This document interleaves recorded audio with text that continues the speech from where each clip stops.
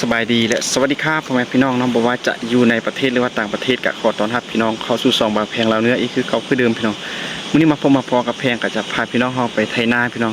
ไถนาของเขาเจ้าเนาะเขาเจ้าจ้างมาไถแล้วก็เอารถของพ่อเฒ่าแม่เฒ่าไปไถช่วยเขาเจ้าพี่น้องเอาเป็นว่านาเวียกสิเป็นจังไดไปรับชมพร้อมกันเลยพี่น้องอันนี้เนาะพี่น้องก็คือเส้นทางที่ว่าเราจะไปหาเป้าหมายของเฮาเนาะพี่น้องไปไถนาของเขาเจ้านะตอนนี้เขาก็กำลังย่างไปตามทางพี่น้องเพราะว่าเขาเอารถจักรไปบ่ได้พี่น้อง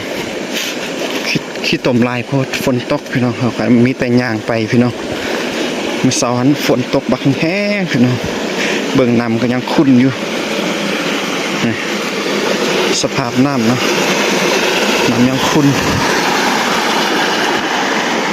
เขาก็จะพาพี่น้องเขาไปหาไปช่วยเขาเจ้าไปช่วยพ่อเฒ่าพี่น้องเพราะว่าพ่อเฒ่าเป็นคนเอารถไปไถของเขาเจ้านะเขาเจ้าจ้างมาไถแล้วก็ไปไถช่วย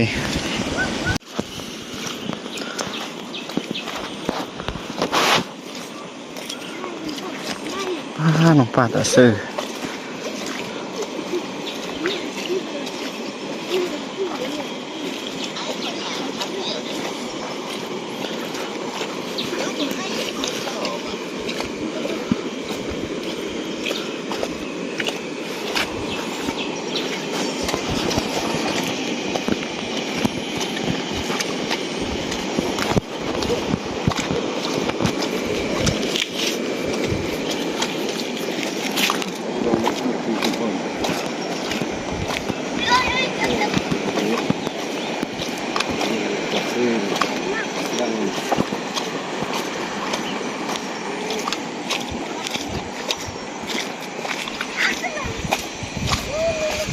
เก็บยาวีไม่ลงยาวีสิ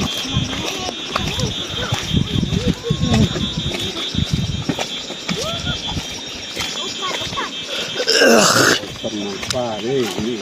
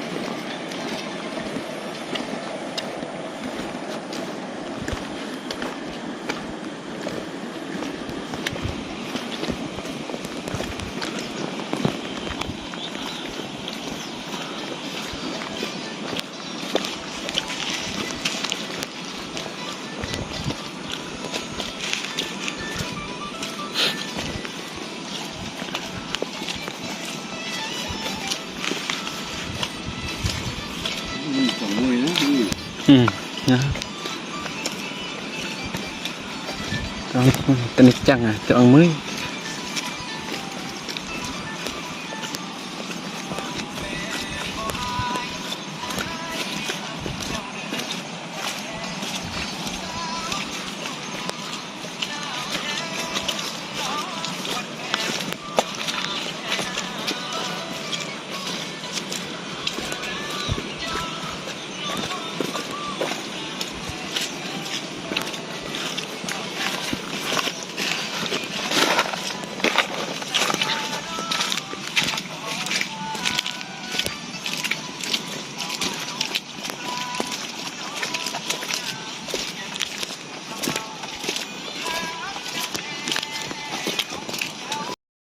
ตอนนี้เนาะพี่น้องแพงก็ได้มาฮอดนาที่ว่าจะ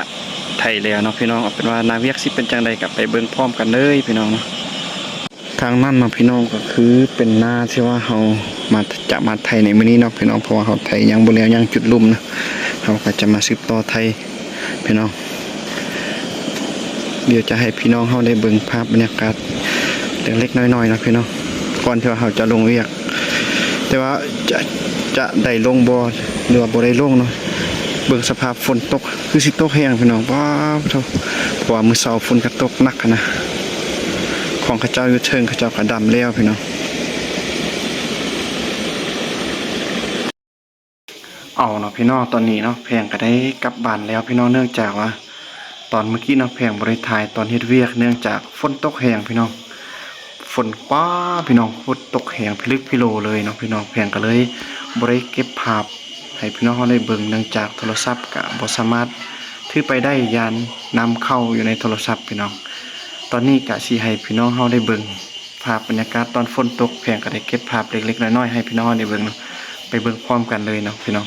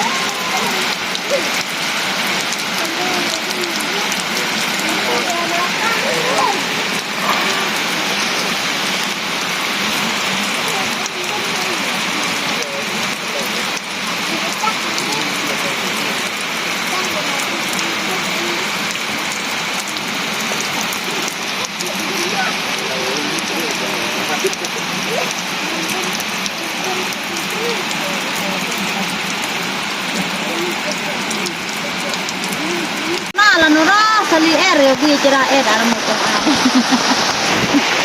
Nen pun cerah begini ni kita lah. Tunggu, gitu. Mau what? Mungkin baca. Mungkin ni. Wah, pas semua gerang kau tu ya. Buat semua. Salah apa? Jom.